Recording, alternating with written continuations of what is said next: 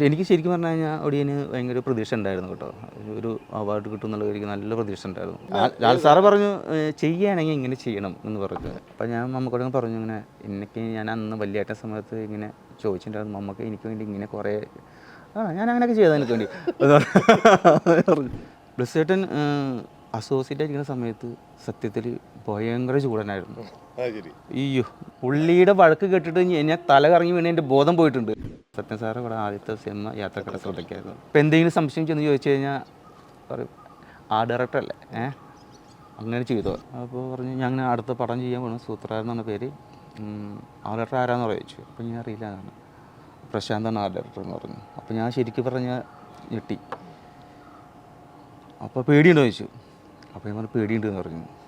അത് വേണം. വൈറ്റമിൻ ഡിയുടെയും ഈസ്ട്രോജന്റെയും കുറവാണ് മിക്ക ലേഡീസിന്റെയും ഹെയർ പ്രോബ്ലംസിന് പ്രധാന കാരണം. സ്ത്രീകളുടെ മുടി വളർച്ചയ്ക്കും ശക്തിക്കും അത്യാവശ്യമായ വൈറ്റമിൻ ഡിയാലും ഹെർബൽ ഈസ്ട്രോജനാലും സമ്പുഷ്ടമായ ആദ്യത്തെ hair elixir Amritveni hair elixir for women.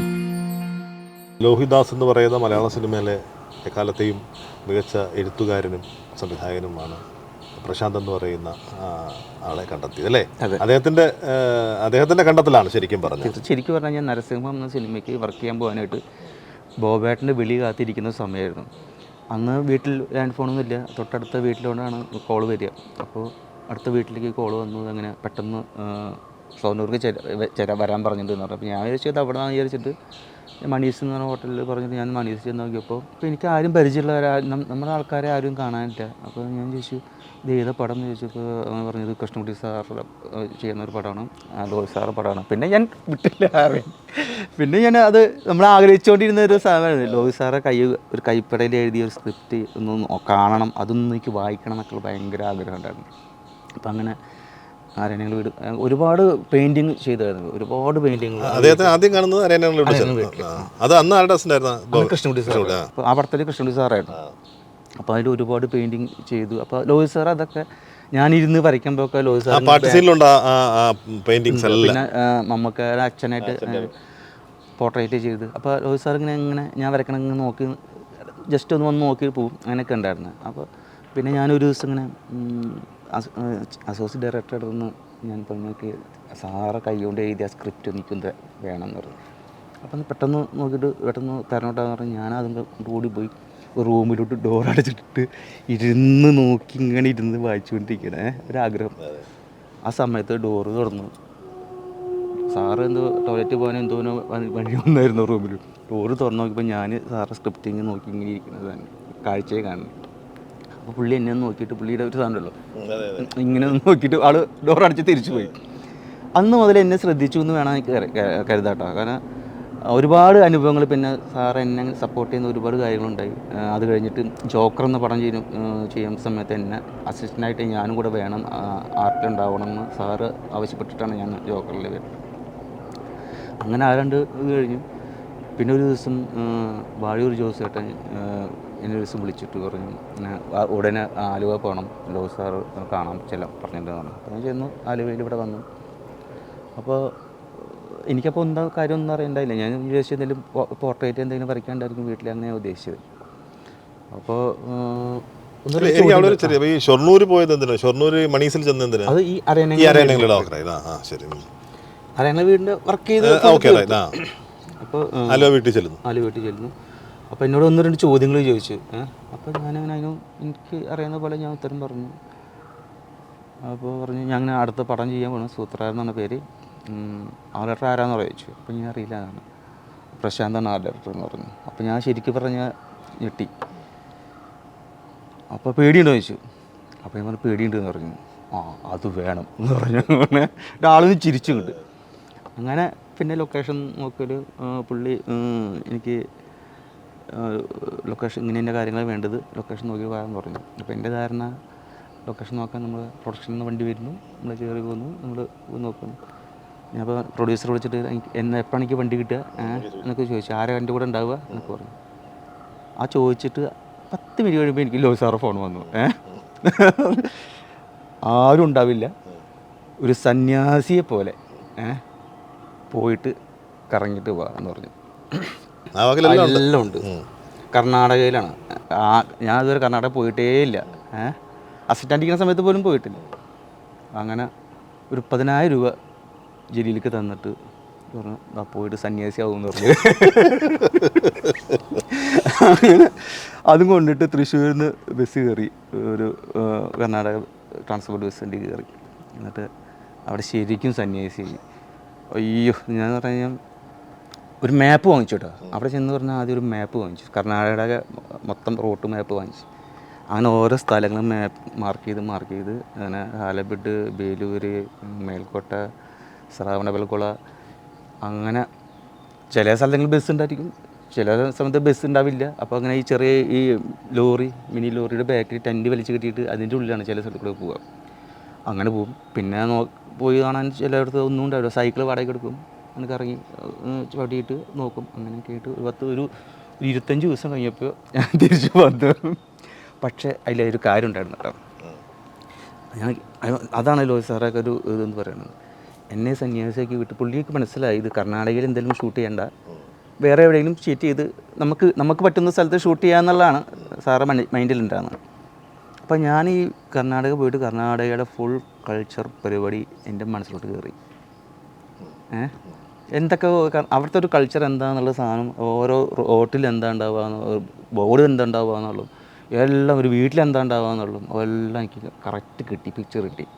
ഇവിടെ വന്ന് സാറ് ഞാൻ ഫോട്ടോ ഒരു SLR ക്യാമറ ഉണ്ടായിരുന്നു, അതിൻ്റെ പ്രിൻ്റൊക്കെ എടുത്തിട്ട് ഓരോ ഫോട്ടോൻ്റെ ബാക്കിലും ഞാൻ എന്തുകൊണ്ട് ആ ഫോട്ടോ എടുത്തു, എനിക്ക് ഞാൻ ഫോട്ടോ എടുക്കാനുണ്ടായ കാര്യം, ഇതെവിടെ സ്ഥിതി ചെയ്യുന്നു എന്നുള്ള സാധനങ്ങളൊക്കെ, ഇതിൻ്റെ അടുത്ത് വേറെ എന്തൊക്കെ ഉണ്ട് എന്നുള്ള അതൊക്കെ ഈ ഓരോ ഫോട്ടോൻ്റെ ബാക്കിൽ ഇങ്ങനെ എഴുതിയിട്ട് ഒരു കെട്ടായിട്ട് സാറ് കൊണ്ടുകൊടുത്തു. അപ്പോൾ സാർ അതൊക്കെ നോക്കി എന്തായിട്ട് പിന്നെ പിറ്റേ ദിവസം പറഞ്ഞു നേരെ തെങ്കാശി പോകാൻ പറഞ്ഞു, കുറ്റാലം തെങ്കാശി പോകാൻ പറഞ്ഞു. തെങ്കാശി നോക്കിയപ്പോൾ അവിടെ ഇതിനോട് മാച്ച് ചെയ്തിട്ടുള്ള കുറേ സ്ട്രീറ്റ് കറക്റ്റ് സാധനമുണ്ട്. ഞാൻ പറഞ്ഞു സാർ അത് ഇവിടെ കറക്റ്റാണ്, അവിടെ നിൽക്ക് ഞാൻ വരുന്നുണ്ട് എന്ന് പറഞ്ഞു. അങ്ങനെ സാറ് വന്നു. പിന്നെ എനിക്കൊന്നും ചെയ്യേണ്ട കാര്യം, എനിക്കെല്ലാം എൻ്റെ മനസ്സിലോട്ട് വന്നായിരുന്നു. അവിടെ എന്താ ചെയ്യേണ്ടതെന്നുള്ള എനിക്ക് ഒരു ഡൗട്ട് ഉണ്ടായില്ലേ. പിന്നെ എനിക്ക് കറക്റ്റായി ചെയ്യാൻ, ക്ലീനായിട്ട് ചെയ്യാൻ പറ്റി. അപ്പോൾ അതാണ് ലോഹിത് സാറ് അങ്ങനെയാണ് സൂത്രധാരൻ ചെയ്യുന്നത്. സൂത്രധാരൻ കഴിഞ്ഞിട്ട് അദ്ദേഹത്തിൻ്റെ എല്ലാ സിനിമകളും അല്ലേ, പക്ഷേ ഒരു ഹെവി പടം എന്ന് പറഞ്ഞാൽ ചക്രമാണെന്ന് തോന്നുന്നു. ചക്രം അല്ലേ, ചക്രം എന്ന് പറഞ്ഞാൽ ഇതേപോലെ ആ സിനിമയ്ക്ക് അത്രയും കഠിനമാവാൻ കാര്യം എന്താ വെച്ചാൽ ലോറി എപ്പോഴും ലോറികളാണല്ലോ. അപ്പോൾ ഇന്നൊരു സീൻ ഷൂട്ട് ചെയ്യാൻ തുടങ്ങി കഴിഞ്ഞാൽ ആ ലോറി വെച്ച് ഷൂട്ട് ചെയ്യും. പിന്നെ ചിലപ്പോൾ ഈ സീൻ്റെ ബാലൻസ് ഒരു 3 ദിവസം 4 ദിവസം കഴിഞ്ഞിട്ടായിരിക്കും ലോറി ഉണ്ടാവുക. അപ്പോൾ ഞാൻ ഇവിടുത്തെ പറയും, ഇവരെ നമ്പറൊക്കെ എഴുതി വാങ്ങിച്ചിട്ട് ഒരു 3 ദിവസം കഴിഞ്ഞ് ഷോട്ട് ഉണ്ട്, ലോറി പോകാൻ പാടില്ല, എവിടെയും പോകണമെങ്കിൽ നമ്മൾ പറഞ്ഞിട്ടേ പോകാവുള്ളൂ എന്ന് പറയും. പിന്നെ 3-ാമത്തെ ദിവസം നമ്മൾ നാളെ കണ്ടിന്യൂറ്റി ആ ലോറി വേണോട്ടോ എന്ന് പറയുമ്പോൾ നമ്മൾ വിളിച്ച് വെക്കുമ്പോൾ അണ്ണാ നമ്മളിവിടെ ഒന്നല്ല, നമ്മൾ പഞ്ചാബിലുള്ളതെന്നൊക്കെ പറയും. ഒരു രക്ഷയിൽ എന്ത് ചെയ്യാനാ, പിറ്റേ ദിവസം രാവിലേക്ക് ആ ലോറി വേണം. പിന്നെ ഈ നേരത്തെ എടുത്ത ലോറിയുടെ ഫോട്ടോ നോക്കിയിട്ട് രാത്രി പൊള്ളാച്ചി ചന്തയിൽ മൊത്തം കറന്ന് ലോറി താവളത്തിൽ അതിനോട് ബോഡി ഷേപ്പ് മാച്ചായിട്ടുള്ള ഒരു ലോറി തപ്പി പിടിക്കും. രാത്രി ആകുമ്പോൾ ഇരുന്നിട്ട് പെയിൻറ്റ് ചെയ്തുണ്ടാക്കും. അതിൻ്റെ ഡ്രൈവറെ ഉഷേൻ്റെ കളർ വേറെ ആയിരിക്കും, അതേപോലെ മാച്ച് ചെയ്തിട്ടുണ്ടാക്കും. ഇങ്ങനെയൊക്കെ ആയിട്ട് അങ്ങനെ ആ സിനിമയിൽ ഒരു കണ്ടിന്യൂറ്റി ലോറി ശരിക്കും പറഞ്ഞ ഒരു 30 ലോറി ഞാൻ മാറ്റിയെടുത്തിട്ടുണ്ട്. പ്രശാന്ത് മാധവ് എന്ന് പറയുന്ന കലാസംവിധായകനെ മലയാളി പ്രേക്ഷകർ ഏറ്റവും അടുത്തറിയുന്നത് നിവേദ്യം എന്ന് പറയുന്ന അദ്ദേഹത്തിൻ്റെ സിനിമയിലാണ്. അതിലൊരു അമ്പലത്തിൻ്റെ സെറ്റ് ഇട്ടിരുന്നു അല്ലേ, അത് എല്ലാവരും വിചാരിച്ചത് ഒറിജിനൽ അമ്പലം ആയിരുന്നു എന്നുള്ളതാണ് അല്ലേ. അതെന്തായിരുന്നു അതിൻ്റെ അനുഭവം? അത് ഇതുപോലെ തന്നെയാണ് കേട്ടോ. ഈ അമ്പലം എവിടെ, ഒരു അമ്പലം ഷൂട്ട് ചെയ്യാനായിട്ടുള്ള എവിടെ എങ്ങനെ കിട്ടും എന്നുള്ളത് ഇതേപോലെ ഞാൻ ഈ കേരളം മൊത്തം ഈ അമ്പലം നോക്കി അന്വേഷിച്ച് നടന്നു. അപ്പോൾ കുറേ ഫോട്ടോസ് ഇങ്ങനെ എടുക്കുന്നുണ്ട്. പക്ഷേ ഒരു അമ്പലത്തിൽ ശ്രീകോവിലിൻ്റെ അകത്ത് കയറി ഷൂട്ട് ചെയ്യാനൊക്കെ കിട്ടാൻ ബുദ്ധിമുട്ടാണല്ലോ. പിന്നെ അവസാനം സെറ്റ് ഇടാനുള്ള സ്ഥലം അന്വേഷിച്ചു. അങ്ങനെ കാവശ്ശേരി കിട്ടി. അതും ഇതുപോലെ തന്നെ അമ്പലം എനിക്ക് ഒരുപാട് റെഫറൻസ് ഉണ്ടായിരുന്നു എൻ്റെ കയ്യിൽ. പല അമ്പലങ്ങൾ കണ്ടതിൻ്റെ റെഫറൻസ് എൻ്റെ കയ്യിലുണ്ടായിരുന്നു. അപ്പോൾ അതിൻ്റെ പല സാധനങ്ങളും എൻ്റെ മനസ്സിലേക്ക് വന്നു. അപ്പോൾ ഇങ്ങനെ ഒരു മണ്ഡപം വേണം. അപ്പോൾ മണ്ഡപം വേറെ അവിടെ അന്ന് കണ്ട ഒരു അമ്പലത്തിൻ്റെ മണ്ഡപത്തിൻ്റെ കാല് നല്ലതായിരുന്നു. ആണ് അവിടുന്ന് ഒരു കാല് നമുക്ക് മനസ്സിൽ കിട്ടും. ആ കാല് അവിടുന്ന് എടുക്കും. തൂണ് ഇപ്പുറത്തും വേറെ കണ്ട അമ്പലത്തിൻ്റെ എടുക്കും. അങ്ങനെയൊക്കെ ഒരു സാധനം കിട്ടിയിരുന്നു. അങ്ങനെ ഒരു 32 ദിവസം കൊണ്ടാണ് ആ അമ്പലം ഫുള്ള് ഉണ്ടാക്കിയത്. അമ്പലം ഫുള്ള് സെറ്റായിരുന്നു. ശ്രദ്ധിക്കപ്പെട്ടെങ്കിലും അത് അതിന് ആ വർഷത്തെ അവാർഡ് എനിക്ക് കിട്ടിയില്ലായിരുന്നു. അവാർഡിന് പക്ഷേ അങ്ങനെ ഒരു പേരൊക്കെ ഉണ്ടായിരുന്നു അല്ലേ, വെളുങ്കിനാണ് കിട്ടിയത്. വെളുങ്കെന്ന് പറയുമ്പോൾ എനിക്ക് തോന്നുന്നു നമ്മുടെ ഈ പറഞ്ഞ ലോഹിയേട്ടൻ്റെ തന്നെ ശിഷ്യനാണ് ബ്ലസ്സിയേട്ടൻ. അപ്പം അവിടുന്ന് തുടങ്ങി അദ്ദേഹമായിട്ടുള്ള സൗഹൃദം അല്ലേ? പിന്നെ സൂത്രധാരനിൽ ബ്ലസ്സിയേട്ടൻ അസോസിയേറ്റ് ആയിരുന്നു. പിന്നെ ഈ അരണ്യങ്ങളെ വീട്ടിലും ജോക്കറിലൊക്കെ ബ്ലസ്സിയേട്ടൻ അസോസിയേറ്റ് ആയിരുന്നു. അദ്ദേഹം വന്ന് ഈ ഇദ്ദേഹത്തിന് വേണ്ട ആർട്ടിസ്റ്റിനെ കണ്ടുപിടിക്കുന്നത് ബ്ലസ്സിയേട്ടനായിരുന്നു. അതെ. അപ്പം അവിടുന്ന് ആ ബ്ലസ്സിയേട്ടൻ ആദ്യത്തെ പടം ചെയ്യുന്നു, അതായത് കാഴ്ച ചെയ്യുമ്പോൾ ഞാൻ ലൊക്കേഷനൊക്കെ നോക്കി ഞാൻ നടന്നു. പക്ഷെ നാട്ടുരാജാവ് എന്ന പടത്തിന് ഞാൻ ഓൾറെഡി കമ്മിറ്റ് ചെയ്തിട്ടുണ്ടായിരുന്നു, അഗ്രിമെൻ്റൊക്കെ അന്ന് തന്നെ കൂടെ ചെയ്യിപ്പിച്ചിട്ടുണ്ടായിരുന്നു. അപ്പോൾ ഇതും രണ്ടും കൂടി ക്ലാഷ് ആയപ്പോൾ ലാസ്റ്റ് സമയത്ത് എനിക്ക് കാഴ്ചയിൽ നിന്ന് പിന്മാറേണ്ടി വന്നു. നാട്ടുരാജ പോകാൻ വേണ്ടിയിട്ട് അങ്ങനെ കാഴ്ച എനിക്ക് ചെയ്യാൻ പറ്റിയില്ല. പിന്നെ കാഴ്ച ചെയ്തില്ല. ലൊക്കേഷനൊക്കെ നോക്കിയൊക്കെ ഗുജറാത്തിൽ പോയതും ഇവിടുത്തെ എല്ലാം നോക്കിയതൊക്കെ ഞങ്ങൾ തന്നെയാണ്. പക്ഷേ ചെയ്യാൻ പറ്റിയില്ല. ലാസ്റ്റ് സമയത്ത് എനിക്ക് ഇത് ചെയ്യേണ്ടി വന്നു. പിന്നെ അതുപോലെ തന്നെ കൽക്കട്ട ന്യൂസും ഞാനല്ല ചെയ്തത്. ആ സമയത്ത് എനിക്ക് ഹിന്ദി പടം ചെയ്യാം. ബാക്കി എല്ലാ സിനിമയും അതായത് പളുങ്ക് ചെയ്തു. അതിനുശേഷം നമ്മുടെ തന്മാത്ര, ഭ്രമരം, പ്രണയം, ആടുജീവിതം വരെ. പക്ഷേ ഈ ലോഹിയേട്ടൻ്റെ മരണം എവിടെ വെച്ചാണ് കേൾക്കുന്നത്? അത് ഞാൻ ലൗഡ് സ്പീക്കർ എന്ന് പറഞ്ഞിട്ടൊരു സിനിമ ചെയ്തുകൊണ്ടിരിക്കുകയാണ് തൃശ്ശൂർ. അപ്പം അന്ന് മഴ അല്ല, ഒരു ചെറിയ പാച്ച് വർക്ക് മാത്രമേ ഉണ്ടായിരുന്നുള്ളൂ. അപ്പോൾ ഒരു ചെറിയ മനയിൽ നടുത്തളത്തിൽ ഒരു ഷോട്ട് എടുക്കാൻ മാത്രമേ ഉണ്ടായിരുന്നുള്ളൂ. അപ്പോൾ ജയരാജ് സാർ പറയുന്നു ആരും അധികം വരണ്ട, ഓരോ സെക്ഷനിൽ നിന്ന് ഒരാളെ വിട്ടാൽ മതി എന്ന് പറഞ്ഞിരുന്നു. അപ്പോൾ അതുകൊണ്ട് ഞാൻ എൻ്റെ സെക്ഷനിൽ നിന്ന് ഒരാളെ വിട്ടു. ഞാനിപ്പോൾ അന്ന് ഭയങ്കര മഴയുള്ള ദിവസമായിരുന്നു. ഞാൻ നല്ല മൂടി പോയിച്ച് ഉറങ്ങുമായിരുന്നു. അപ്പോൾ എൻ്റെ ഒരു ഫ്രണ്ട് മുരളി നന്ദിലത്ത് വിളിച്ചിട്ട് പറഞ്ഞു ഇങ്ങനെ ടി വിന്ന് വയ്ക്കാൻ പറഞ്ഞു. അപ്പോൾ ഞാൻ പറഞ്ഞു ഇന്ന് വയ്ക്കാൻ പറഞ്ഞു. അങ്ങനെ ടി വി ഓൺ ചെയ്ത് നോക്കിയപ്പോഴാണ് ഈ ന്യൂസ് ഇങ്ങനെ പോയിക്കൊണ്ടിരിക്കുന്നത് ലൈവ്. പെട്ടെന്ന് അപ്പം സംഭവിച്ചിട്ടുള്ളത് രാവിലെ അതായിരുന്നു. പിന്നെ കുറച്ച് കാലം എടുത്തു അതിൽ മാറാൻ പോയിരുന്നു അതിനെ കാണാൻ. അപ്പോൾ പോയിരുന്നു. പക്ഷേ അത് അന്ന് പിന്നെ ആ എറണാകുളത്ത് നിന്ന് പിന്നെ ഒരുമിച്ച് ഇവിടെ ലക്കിടി വരെ വന്നു. അവിടെ ഒരുമിച്ച് അവിടെ എല്ലാ പിറ്റേ ദിവസം അടക്കം എല്ലാം കഴിഞ്ഞിട്ട് അതിന് പിറ്റേ ദിവസമാണ് ഇപ്പോൾ ഞാനും പ്രമോദ് എന്ന് പറഞ്ഞ ഫ്രണ്ടുണ്ട്. അപ്പോൾ ഞാനും വെറുതെ പ്രത്യേകിച്ച് പരിപാടികളൊന്നും ഇല്ലാത്ത ദിവസങ്ങളിലൊക്കെ എനിക്ക് ഈ ലക്കിടിയെ പോവുക, സാറായിട്ട് ഇരുന്ന് വർത്തമാനം പറഞ്ഞുകൊണ്ടിരിക്കുക, അതെൻ്റെ ഒരു സംഭവമായിരുന്നു, വീക്ക്നെസ് ആയിരുന്നു. അപ്പോൾ അവിടെ ചെന്ന് കഴിഞ്ഞാൽ സാറ് പറയുന്ന ഒരുപാട് കാര്യങ്ങളുണ്ട് കേട്ടോ. അതൊക്കെ നമുക്ക് സ്വാധീനിക്കും. അങ്ങനെ ചില കാര്യങ്ങളൊക്കെ ഇങ്ങനെ നമുക്ക് പിന്നെ പുള്ളി ഇങ്ങനെ അവിടെ വരുന്ന ആൾക്കാരൊക്കെ ഡീൽ ചെയ്യുന്നത് കാണാൻ എനിക്ക് ഭയങ്കര ഇഷ്ടമാണ്. പുള്ളി ഒരു നാട്ടിലത്തെ കുറേ കാരണവന്മാർ വന്നു കഴിഞ്ഞാൽ എന്തെങ്കിലും കാര്യം അമ്പലത്തിൻ്റെ കാര്യങ്ങൾ എന്നൊക്കെ പറഞ്ഞിട്ട് വരും. അപ്പോൾ അത് അവരെ കേട്ടിട്ട് അവർ പറയുന്ന കാര്യങ്ങൾ കേട്ടിരുന്നു കഴിഞ്ഞാൽ ശരിക്കും അവരെ പോലെ തന്നെ ഒരു വൃദ്ധൻ, അങ്ങനെയാണ് പുള്ളിയുടെ പെരുമാറ്റം. ഇവർ പോയി അടുത്ത വേറെ ഒരു ചെറുപ്പക്കാർ ഗ്രൂപ്പ് വന്നു കഴിഞ്ഞാൽ ഇവർ ആള് ചെറുപ്പക്കാരനായി, അങ്ങനത്തെ ഒരു സെക്കൻഡ് വെച്ചിട്ട് ആൾ എന്തിനും. പക്ഷേ എന്തായാലും ഡിഫറെൻ്റ് ആയിരുന്നു ലോഹിയേട്ടനെ അപേക്ഷിച്ച് ബ്ലസ്സിയേട്ടൻ. ഇവർ നമ്മളൊരു ബ്ലസ്സിയേട്ടൻ്റെ എൻ്റെ ഒരു ഇത് എങ്ങനെയാണ്? ബ്ലസ്സിയേട്ടൻ അസോസിയേറ്റ് ആയിരിക്കുന്ന സമയത്ത് സത്യത്തിൽ ഭയങ്കര ചൂടനായിരുന്നു. അയ്യോ, ഇപ്പം അത്രയും ദേഷ്യം വന്ന് എന്നെ ദേഷ്യം പിടിപ്പിക്കല്ലേ എന്നൊക്കെ പറയും ഇങ്ങനെ ഇരുന്നിട്ട്. പക്ഷെ ദേഷ്യം പിടിക്കുന്ന അവസ്ഥയിൽ വന്നു കഴിഞ്ഞാൽ പിന്നെ ദേഷ്യമാണ്. പക്ഷെ അതുവരെ ഇപ്പോൾ ഒരു കുഴപ്പമില്ല, വളരെ ശാന്തനാണ്. അസോസിയേറ്റ് ആയിരിക്കുന്ന സമയത്ത് ഒരു രക്ഷയുണ്ടായിരുന്നു. ടെറർ എന്ന് പറഞ്ഞാൽ അങ്ങേയറ്റത്തെ ടെററായിരുന്നു. പുള്ളിയുടെ വഴക്ക് കേട്ടിട്ട് ഞാൻ തല കറങ്ങി വീണ് എൻ്റെ ബോധം പോയിട്ടുണ്ട്. ജോക്കർ എന്നൊരു പടത്തിൽ പുള്ളി എന്നെ ചീത്ത പറയാൻ വേണ്ടി എന്തോ ഡമ്മി എന്തോ ആയിട്ടില്ല, വർക്ക് ചെയ്ത് തീർന്നില്ല എന്ന് പറഞ്ഞിട്ട് അവിടെ ചോദിക്കുന്ന സമയത്ത് സാധനം ആയിട്ടായിരുന്നില്ല. പുള്ളി എവിടെ എന്നെ പ്രശാന്ത് എവിടെ എന്ന് പറഞ്ഞിട്ട് ഇങ്ങനെ അടുത്തോട്ട് വരുന്ന ശബ്ദം ഇങ്ങനെയൊക്കെ ഞാൻ കേൾക്കുന്നുണ്ട്. അപ്പോൾ എനിക്ക് മനസ്സിലായി ആൾ എന്നെ ചോദിച്ചു എൻ്റെ അടുത്തേക്ക് ഇപ്പോൾ എത്തുമെന്ന് എനിക്ക് മനസ്സിലായി. അത് മാത്രമേ ഓർമ്മയുള്ളൂ, എൻ്റെ ബോധം പോയി. പിന്നെ ഞാൻ കണ്ണു തുറന്ന് നോക്കുമ്പോൾ എൻ്റെ മേലാകെ വെള്ളം ഒഴിച്ചിട്ട് ആൾക്കാർ മൊത്തം യൂണിറ്റ് ഇങ്ങനെ എന്നെ കണ്ണു തുറക്കുമെന്ന് നോക്കിയിരിക്കുന്നു. പക്ഷെ ഇപ്പോൾ അദ്ദേഹം കുറച്ച് വളരെ ശാന്തനാണ്. സംസാരം തന്നെ വരുമോ എന്നുള്ളത് നമുക്ക് പേടിയാണ്. എന്നാലും ഇടയ്ക്കിടയ്ക്ക് ഈ പറഞ്ഞ പെട്ട് തെറിയും. പിന്നെ ഈ നമുക്ക് ജോർദാനിൽ പോയി കഴിഞ്ഞാൽ നമുക്ക് ഒന്നാമത് വീട്ടിൽ നിന്ന് ഇത്ര ദിവസം മാറി നിൽക്കുന്നു, ഇപ്പോൾ വീട്ടുകാരെ കാണാനുള്ള ആഗ്രഹം, പിന്നെ ഇങ്ങനെ ഇതുപോലെ ഇങ്ങനെ ഈ കാലാവസ്ഥയും കാര്യങ്ങളൊക്കെ ആകുമ്പോൾ നമുക്ക് എപ്പോൾ നോക്കിയാലും ഇങ്ങനെ ഷോട്ട് ഇങ്ങനെ അവിടെ നോക്കിക്കൊണ്ടിരിക്കാൻ നമുക്ക് പറ്റുന്നവരല്ല. ഇടയ്ക്കൊക്കെ നമ്മൾ മനുഷ്യന്മാരല്ലേ, ഒന്ന് റിലാക്സ് ചെയ്യണ്ടേ. അപ്പം നമ്മളൊന്ന് മാറിയിട്ട് എന്തെങ്കിലുമൊക്കെ തമാശ പറഞ്ഞ് ചിരിക്കും. ആ ചെറിയൊരു ചിരി അവിടേക്ക് കിട്ടി കഴിഞ്ഞാൽ അവിടുന്ന് മോണിറ്ററിൻ്റെ മുമ്പിൽ നിന്ന് ഒരു നോട്ടുണ്ട്. ഞാനിവിടെ ഇന്ന് ഇത്രയും കഷ്ടപ്പെടുമ്പോൾ നിങ്ങളവിടെ ഇരുന്നിട്ട് ചിരിക്കുന്നോ എന്ന് പറഞ്ഞ ആ രീതിയിൽ ഉടനെ നമ്മൾ തമാശയൊക്കെ നിർത്തി വേഗം ചെല്ലുകയാണ്. വർക്കിംഗ് വളരെ കംഫർട്ട് എവിടെയാണ്? ഭയങ്കര കംഫർട്ടാണല്ലേ, ഭയങ്കര കംഫർട്ടാണ്. നമ്മൾ ക്യാമറമാൻ വേണുട്ടല്ലേ, എന്നെ ഇതുവരെ പുള്ളി ചീത്ത വിളിച്ചിട്ടില്ല. ആകെ എല്ലാവരും പറയാറ് ചീത്ത വിളിക്കുന്ന ആളെന്നല്ല, എന്നെ ഇതുവരെ ചീത്ത വിളിച്ചിട്ടില്ല. നമ്മൾ ചെയ്യുന്ന കാര്യങ്ങൾ കറക്റ്റായിരുന്നെങ്കിൽ നമുക്ക് അതിനെക്കുറിച്ച് ആത്മാർത്ഥമായിട്ട് നമ്മൾ വർക്ക് ചെയ്യാൻ ശ്രമിക്കുന്നുണ്ടെന്ന് അറിഞ്ഞാൽ പോലും പുള്ളി പിന്നെ നമുക്ക് അതിന് കുഴപ്പമില്ല. അത് തന്നെ നമ്മൾ ചെയ്യുന്ന കാര്യം കറക്റ്റായി കഴിഞ്ഞാൽ സത്യസന്ധത ഉണ്ടെങ്കിൽ പുള്ളി കറക്റ്റാണ്. പുള്ളി നമ്മളെ ജോലിയിൽ കറക്റ്റായിരിക്കും, അത്രേ ഉള്ളൂ. എനിക്ക് തോന്നുന്നു ഇവർ കഴിഞ്ഞാൽ ഏറ്റവും കൂടുതൽ വേറെ സിനിമ ചെയ്തിരിക്കുന്ന സത്യേട്ടൻ്റെ പടങ്ങൾ അല്ലേ? 4 പടം ചെയ്തു.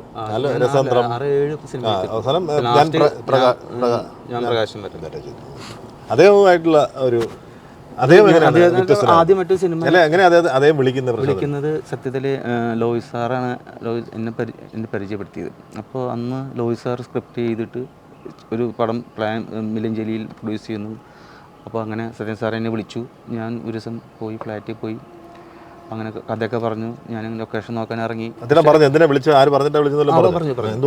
അത് പിന്നെ ആ സമയം വരെയും പ്രേമേട്ടനായിരുന്നു. പക്ഷേ ഇത് പിന്നെ ഇപ്പോൾ സാറൊക്കെ പറഞ്ഞല്ലോ, അപ്പോൾ അങ്ങനെ വെച്ചതാണ്. അങ്ങനെ ആ പടത്തിൻ്റെ ലൊക്കേഷനൊക്കെ നോക്കി നടന്ന് സെറ്റ് വർക്ക് തുടങ്ങേണ്ട സമയം വരെയായി. അപ്പോൾ പെട്ടെന്ന് അത് എന്തോ സ്റ്റോപ്പായി. ആ പടം ക്യാൻസലായി. പകരം പിന്നെ വേറെ സ്ക്രിപ്റ്റ്, വേറെ ശ്രീനിയേട്ടൻ കഥ എഴുതുന്നു. അത് യാത്രക്കാരെ ശ്രദ്ധിക്കുക നടന്നില്ല. അപ്പോൾ വേണമെങ്കിൽ സത്യൻ സാറിന് വേണമെങ്കിൽ എന്നെ ഒഴിവാക്കാമായിരുന്നു. പക്ഷേ സാർ എന്നെ ഒഴിവാക്കിയില്ല. ആ പടത്തിൽ ഞാനാ ചെയ്തത്. അങ്ങനെ സത്യൻ സാറ് ഇവിടെ ആദ്യത്തെ സിനിമ യാത്രക്കാരെ ശ്രദ്ധിക്കായിരുന്നു. അത് ഞങ്ങൾ ഭയങ്കര അനുഭവമായിരുന്നു. കാരണം ഇത്രയും കംഫർട്ട് എന്ന് പറഞ്ഞു കഴിഞ്ഞാൽ നമുക്ക് നമ്മൾ കുറച്ച് ആൾക്കാരുടെ കൂടെ ഒരു 40 ദിവസത്തേക്ക് ടൂറ് പോയി റിലാക്സ്ഡ് ആണ്. 40 ദിവസം ടൂറ് പോയി. ആ ടൂറ് കഴിഞ്ഞ് നമുക്ക് വീട്ടിൽ വരുന്ന സമയത്ത് നമുക്ക് ഭയങ്കര വിഷമമായിരിക്കും. നമുക്ക് ഇനി ഇല്ലല്ലോ, ഇനി നാളെ ഈ ആൾക്കാർ നാളെ ഇല്ലല്ലോ. സാറ് എപ്പോഴും കോമഡി പറയുമല്ലോ, ഭയങ്കര രസമായിട്ടുള്ള അനുഭവങ്ങളുള്ള ആളല്ലേ. അപ്പം അതിങ്ങനെ കേട്ടുകൊണ്ടിരിക്കാനൊക്കെ ഭയങ്കര രസമാണ്. പിന്നെ നമുക്ക് സ്വാതന്ത്ര്യം തരും. ഇപ്പം എന്തെങ്കിലും സംശയം ചെന്ന് ചോദിച്ചു കഴിഞ്ഞാൽ പറയും ആ ഡയറക്ടറല്ലേ, അങ്ങനെ ചെയ്തോ, അപ്പം എന്നോട് ചോദിക്കുന്നു വേണ്ട, അങ്ങനെ ചെയ്തോളാം പറയും. അങ്ങനെ ഒരു ഇതുണ്ട്. നമ്മുടെ ചെയ്യുന്ന വർക്ക് കണ്ടിട്ട് ഇവർ വിളിച്ച് നന്നായിരിക്കും പറയാറുണ്ട്, എല്ലാവരും പറയാറുണ്ട്. അങ്ങനെ മനസ്സ് തുറന്ന് കിട്ടിയ ഒരു അഭിനന്ദനം ഏത് സമയത്തായിരുന്നു? അത് ഒരുപാട് ഉണ്ട്. ഇപ്പം ഏറ്റവും കൂടുതൽ എനിക്ക് ഏറ്റവും ഭയങ്കര ഒരുപാട് വലിയൊരു പരിപാടി ചെയ്തിട്ട് എല്ലാവരും ഒടിയനിലായിരുന്നു. ഒടിയനിൽ ആ തേങ്കുറിശ്ശി കവല, അത് ഭയങ്കര 2 കാലഘട്ടം ഉണ്ടായിരുന്നു. അതൊരു ഹെവി വർക്കാണ്. നമ്മളെ പാലക്കാട് അല്ലേ, 2000 കാലഘട്ടമായിരുന്നു ആദ്യം സെറ്റ് ഇട്ടത്. പിന്നെ അവിടെ നിന്ന് ഇങ്ങോട്ട് താഴോട്ട് വരികയായിരുന്നു. ഫസ്റ്റ് ഷൂട്ടിങ് ചെയ്യാൻ വേണ്ടിയിട്ട് എല്ലാവരും അവിടെ വന്നപ്പോൾ അന്നത്തെ ദിവസം മൊത്തം ഞാൻ എയറിലായിരുന്നു. എല്ലാവരും ഇന്നെ പൊക്കി ഞാൻ ഫുൾ എയറിലായിപ്പോയി. ലാലേട്ടനൊക്കെ അയ്യോ, സാറ് പറഞ്ഞു ചെയ്യുകയാണെങ്കിൽ ഇങ്ങനെ ചെയ്യണം എന്ന് പറഞ്ഞു. പക്ഷെ എനിക്ക് തോന്നുന്നു അതിന് പ്രതീക്ഷിച്ച അംഗീകാരം കിട്ടിയില്ല, ഒരു നിരാശ ഉണ്ടല്ലേ. പക്ഷേ എനിക്ക് വളരെ ഇഷ്ടപ്പെട്ട സിനിമയായിരുന്നു. അതിന്റെ കല ഒരുപാട് പറഞ്ഞൊക്കെ ശ്രദ്ധിക്കപ്പെട്ടത്. പക്ഷേ ആ വർഷം കൊടുത്തത് തന്നെ അത്ര നല്ല സിനിമ അല്ലെന്നാണ് എൻ്റെ അറിവ്. പക്ഷേ എനിക്ക് ശരിക്കും പറഞ്ഞു കഴിഞ്ഞാൽ ഒടിയന് ഭയങ്കര പ്രതീക്ഷ ഉണ്ടായിരുന്നു കേട്ടോ. ഒരു അവാർഡ് കിട്ടുമെന്നുള്ള എനിക്ക് നല്ല പ്രതീക്ഷ ഉണ്ടായിരുന്നു. അത് അത്രമാത്രം ഡീറ്റെയിൽ ആയിട്ട് ചെയ്തിട്ടുണ്ടായിരുന്നു ഓരോ കാര്യങ്ങൾ. അവർ ഒറിജിനൽ വിചാരിച്ചാണ്, അതും പറയാൻ പറ്റില്ല. പക്ഷെ അത് അങ്ങനെ ഒറിജിനലായിട്ട് വിചാരിച്ചാലും അവർക്ക് അതല്ല എന്ന് മനസ്സിലാക്കുന്ന സാധനം ഉണ്ടായിരുന്നു. എന്താ വെച്ചാൽ ഒരേ സ്ഥലം തന്നെയാണല്ലോ 3 കാലഘട്ടം കാണിക്കുന്നത്. അപ്പോൾ ടാർ റോഡ് എടുത്ത് മാറ്റുന്നു, ഇലക്ട്രിക് പോസ്റ്റ് ഉണ്ടാവില്ല, മറ്റേ കോൺക്രീറ്റ് ബിൽഡിങ്ങുകളും മാറ്റി ഓട് ബിൽഡിങ്ങാകുന്നു, ചെത്തിട്ടേക്കാത്ത ചെങ്കൽ ബിൽഡിങ്ങുകളാക്കി മാറുന്നു. പിന്നെ അത് കഴിഞ്ഞിട്ട് പനയോല സെറ്റപ്പ് ആക്കുന്നു. അങ്ങനെയൊക്കെ വരുമ്പോൾ കാലഘട്ടം ചേഞ്ച് ആകുമ്പോൾ അവർക്കറിയാം. പക്ഷേ ലാൽ സാറായിട്ട് ആദ്യം ഇൻഡിപെൻഡൻ്റ് ആയിട്ട് ചെയ്ത് നട്ടരാജാണ്. അദ്ദേഹം എങ്ങനെയാണ്? അദ്ദേഹമായിട്ടുള്ള റാപ്പോർട്ട് എങ്ങനെ? ഭയങ്കരമല്ലേ. നമുക്ക് എന്തുണ്ടെങ്കിലും ഇപ്പോൾ പെട്ടെന്ന് അവിടെ ഷോട്ട് ചെയ്ത് നമുക്ക് ഈ മേശ പിടിക്കാൻ വേണ്ടിയിട്ട് ഒന്ന് വന്ന് നമ്മൾ വിളിക്കുമ്പോൾ സാറായിരിക്കും ഓടി വരുന്നത്. ആ മേശ പിടിക്കാൻ സാറായിരിക്കും വരിക, ലാൽ സാറ്. അത് ഭയങ്കര ഒടിയനിലാണ് ഞങ്ങൾ ഏറ്റവും നമുക്കായിട്ടും ഈ പറഞ്ഞ പളുങ്ക് അവാർഡ് കിട്ടിയ സിനിമ മമ്മൂട്ടിയാണ് തന്നത്, മോഹൻലാലല്ല. അല്ല. പിന്നെ മമ്മൂക്കായിട്ട് വേറെ ഒരു ഇതുണ്ടായിരുന്നു, വലിയേട്ടൻ സിനിമ ചെയ്യുന്ന സമയത്ത്. അപ്പോൾ അന്ന് ഞാൻ ആർട്ടിസ്റ്റിൻ്റെ വലിയേട്ടൻ ചെയ്യുന്നത്. അപ്പോൾ എനിക്ക് ഗ്രാഫിക്സ് പഠിക്കണം എന്നൊക്കെ ഭയങ്കര ആഗ്രഹം ഉണ്ടായിരുന്നു. 3D ഗ്രാഫിക്സ് ഒക്കെ പഠിക്കണം എന്ന് ഭയങ്കര ആഗ്രഹം ഉണ്ടായിരുന്നു. അപ്പോൾ മമ്മൂക്കയാണല്ലോ ഇതിൻ്റെയൊക്കെ ഒരു അറിവുള്ള ഒരാൾ, നമ്മുടെ മനസ്സിലേ ഇതിനെ കുറച്ച് കൂടുതൽ അറിയുന്ന ഒരാൾ, എവിടെയൊക്കെ പഠിക്കാമെന്നൊക്കെ പറയുന്ന പുള്ളി ഇതിന് സ്റ്റഡി ചെയ്യുന്ന ആളാണല്ലോ. അപ്പോൾ ഞാൻ ചെന്നിട്ട് ഇങ്ങനെ പറഞ്ഞു, എനിക്ക് ഇങ്ങനെ ഒരു പഠിക്കണം, എവിടെയൊക്കെ ഉണ്ട്. പുള്ളിയെ എനിക്ക് വേണ്ടി കുറേ സ്ഥലങ്ങളിൽ വിളിച്ച് ചോദിക്കുക കാര്യങ്ങളൊക്കെ ചെയ്തു കേട്ടോ. പുള്ളിക്ക് ഇപ്പോൾ അത് ഓർമ്മ ഉണ്ടാവില്ല. പക്ഷെ അത് പിന്നെ എനിക്ക് പോകാൻ പറ്റിയില്ല. പുള്ളി പക്ഷേ അതിന് പിന്നാലെ ഉണ്ടായിരുന്നു, ഒരുപാട് കാര്യങ്ങൾ സ്ഥലത്ത് അന്വേഷിച്ചു കാര്യങ്ങളൊക്കെ ചെയ്തു. പിന്നെ അതിന് ശേഷം പിന്നെ പളുങ്കിലാണ് ഞാൻ ചെയ്യാൻ വന്നത്. അപ്പോൾ ഞാൻ മമ്മൂക്കോട് പറഞ്ഞു, ഇങ്ങനെ ഞാൻ അന്ന് വലിയേട്ട സമയത്ത് ഇങ്ങനെ ചോദിച്ചിട്ടുണ്ടായിരുന്നു, മമ്മക്ക് എനിക്ക് വേണ്ടി ഇങ്ങനെ കുറേ ഞാൻ അങ്ങനെയൊക്കെ ചെയ്തത് എനിക്ക് വേണ്ടി. അപ്പോൾ പിന്നെ ആൾക്ക് ഓർമ്മ വന്നു. അപ്പോൾ അന്ന് നീ ആകെ മെലിഞ്ഞുണങ്ങി വളഞ്ഞ് ആയിരുന്നല്ലോ. ഞാൻ പറഞ്ഞു ആയിരുന്നു. പ്രൊഡക്ഷൻ ഫുഡൊക്കെ കഴിച്ചാണല്ലേ.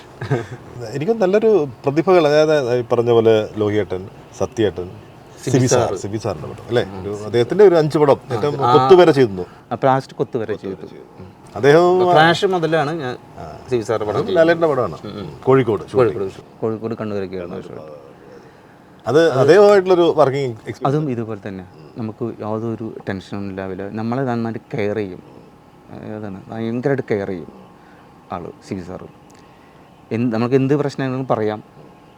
അപ്പോൾ അത് സോൾവ് ചെയ്യാനായിട്ട് പുള്ളിക്ക് എന്ത് നഷ്ടം വന്നാലും പുള്ളി അതിന് വേണ്ടി നിൽക്കും. അങ്ങനത്തെ ഒരു ഇതാണ്. ഭയങ്കര സാറൊന്നും അങ്ങനെ ആരോടും ദേഷ്യപ്പെടുന്നോ വഴക്കുണ്ടാക്കുന്നോ ഞാൻ കണ്ടിട്ടേ ഇല്ല കേട്ടോ. അങ്ങനെ ഒരു സംഭവമില്ല. അല്ല, അദ്ദേഹത്തിൻ്റെ ചെയ്ത സിനിമകളിൽ ഏറ്റവും ഇഷ്ടപ്പെട്ട എനിക്ക് വയലിൻ എനിക്ക് നല്ല ഇഷ്ടമായിരുന്നു. വയലിൻ ഒരുപാട് നല്ല കാര്യങ്ങൾ, ഒരുപാട് വർക്ക് ചെയ്യാനുണ്ടായിരുന്നു ആ സിനിമയിലൂടെ. പിന്നെ ലാസ്റ്റ് കൊത്ത് എനിക്ക് അതിലെന്താ വെച്ചാൽ കൊത്ത് ഈ കോവിഡിൻ്റെ കോവിഡായിട്ട് ലോക്ക്ഡൗൺ ആയിരുന്നല്ലോ. ലോക്ക്ഡൗൺ ആയിരുന്ന സമയത്താണ് ഞങ്ങൾ ഒരു ഷെഡ്യൂൾ ചെയ്തത്. അപ്പോൾ വീടുകളിലൊന്നും അങ്ങനെ നമുക്ക് പുറത്തിറങ്ങി ഷൂട്ട് ചെയ്യാനൊന്നും പറ്റില്ലല്ലോ, ലോക്ക്ഡൗൺ അല്ലേ. ഞങ്ങൾ ഒരു ലൊക്കേഷനൊക്കെ നോക്കി വെച്ചിട്ടുണ്ടായിരുന്നു. അപ്പോൾ ഞങ്ങൾ താമസിക്കുന്ന ഹോട്ടലിൻ്റെ അടുത്ത് തന്നെ ഒരു ഇതുണ്ട്, ഓട്ട് കമ്പനിയുടെ അകത്ത് നമ്മൾ 13 സെറ്റ് ഇട്ടു. എല്ലാ ലൊക്കേഷൻ്റെയും എക്സ്റ്റീരിയർ മാച്ച് ചെയ്തിട്ട് എല്ലാ വീടിൻ്റെയും ഇൻറ്റീരിയർ, പോലീസ് സ്റ്റേഷൻ്റെ ഇൻറ്റീരിയർ, അങ്ങനെ ജയിലിൻ്റെ ഇൻറ്റീരിയർ, പാർട്ടി ഓഫീസ് ഇൻറ്റീരിയർ, അങ്ങനെ എല്ലാം ഇതിൻ്റെ അകത്ത് 13 സെറ്റായിട്ടത് വർക്ക് ചെയ്ത്. അങ്ങനെ ഒരു 26 ദിവസത്തോളം ആ സെറ്റിൽ രാവിലെ ഏർലി മോർണിംഗ് ഇവിടെ വരും, ഗോഡൗണിൽ വരും, ഷൂട്ട് ചെയ്ത് നൈറ്റ് ആകുമ്പോൾ തിരിച്ചു പോകും. നമുക്ക് പുറത്തേക്കൊന്നും പോകേണ്ട ഒരു ഗോഡൗണിൽ എല്ലാം തീർന്നു. പിന്നത്തെ ഷെഡ്യൂളാണ് ഇതിൻ്റെയൊക്കെ എക്സ്റ്റീരിയർ ചെയ്തത് പല സ്ഥലത്തായിട്ട്. അതുകൊണ്ട് തന്നെ അത് ശരിക്കും പറഞ്ഞാൽ ഹെവി വർക്കായിരുന്നു അത്. കാരണം എല്ലാറ്റിൻ്റെയും മാച്ചിങ് കറക്റ്റ് ആവണം. അത് ആർക്കും അത് മനസ്സിലായിട്ടില്ല. അത് ശരിക്കും പറഞ്ഞു കഴിഞ്ഞാൽ എല്ലാം ആ വീടായിരുന്ന ആൾക്കാർ വിചാരിച്ചിട്ടുണ്ടായിരിക്കുള്ളൂ. പക്ഷെ എല്ലാം സെറ്റായിരുന്നു. എക്സ്റ്റീരിയർ മാത്രമേ ഒറിജിനലുള്ളൂ.